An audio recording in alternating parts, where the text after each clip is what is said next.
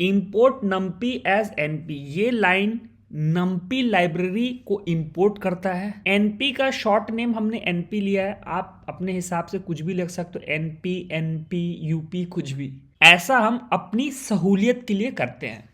Amazon order amount जो है ये एक पाइथन लिस्ट क्रिएट करता है जहां की हम Amazon ऑर्डर प्राइस जो रहता है उसे स्टोर करते हैं। यहां पर हम एक वेरिएबल x डिक्लेयर कर देते हैं और उसे पास कर देते हैं np.mean।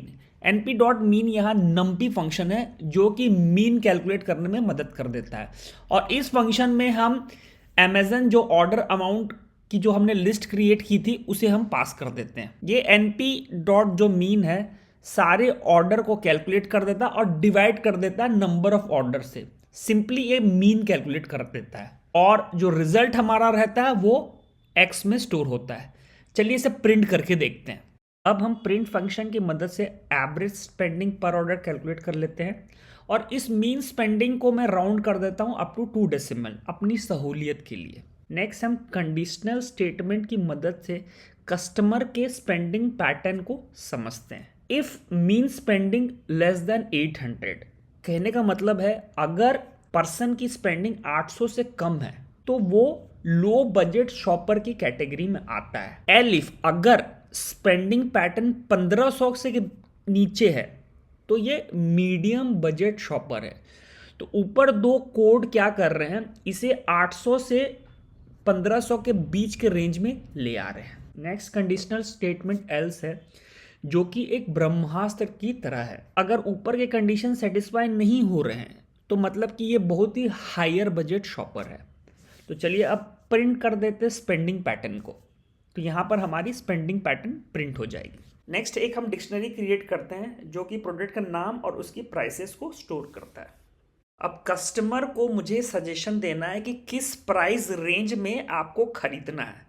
तो पहले हम लोअर लिमिट डिफाइन करते हैं। लोअर लिमिट यहाँ हो गया मीन स्पेंडिंग जो हमने मीन कैलकुलेट किया था मल्टीप्लाइड बाय 0.7।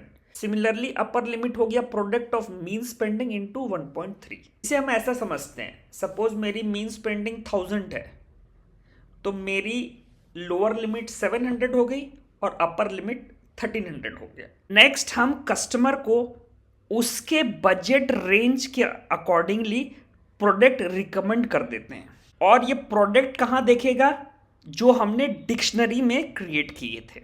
नेक्स्ट हम प्रिंट स्टेटमेंट की मदद से लिख देते हैं कि कस्टमर ने जो प्रोडक्ट रिकमेंड किए थे वो कौन सा है। अब चलिए प्रिंट करके देखते हैं। तो कस्टमर की एवरेज स्पेंडिंग पैटर्न है 1982, तो ये मीडियम कैटेगरी में आ रही है। तो इस मीडियम कैटेगरी में जो रेंज आ रहे हैं हमारे ब्लूटूथ ईयरबड्स आ रहे हैं, स्नीकर्स आ रहे हैं और पावर बैंक आ रहे हैं। तो पहले हम लाइब्रेरीज को जान लेते हैं। इंपोर्ट numpy एज np, ये क्या करता है, न्यूमेरिकल ऑपरेशन में मदद करता है। न्यूमेरिकल ऑपरेशन जैसे मीन, मीडियन, अरे एक्सेट्रा। पांडाज एज pd, ये क्या करता है, हमें csv फाइल रीड और हैंडल करने में मदद करता है। फ्रॉम google.colab इंपोर्ट फाइल, ये क्या करता है, हमें कंप्यूटर से csv फाइल इंपोर्ट करने में मदद करता है। From datetime import datetime comma timedelta, ये क्या करता है, हमें डेट हैंडल करने में मदद करता है। Uploaded equal to files dot upload क्या करता है, गूगल कोलैब में एक डायलॉग बॉक्स ओपन करता है और उस डायलॉग बॉक्स की मदद से हम csv फाइल को अपलोड कर सकते हैं। File underscore name equal to list uploaded dot keys, ये क्या करता है, ये डिक्शनरी अपलोडेड डिक्शनरी फाइल को एज ए की अपलोड करता है। ये लाइन एक्सट्रैक्ट करता है first file name from the dictionary.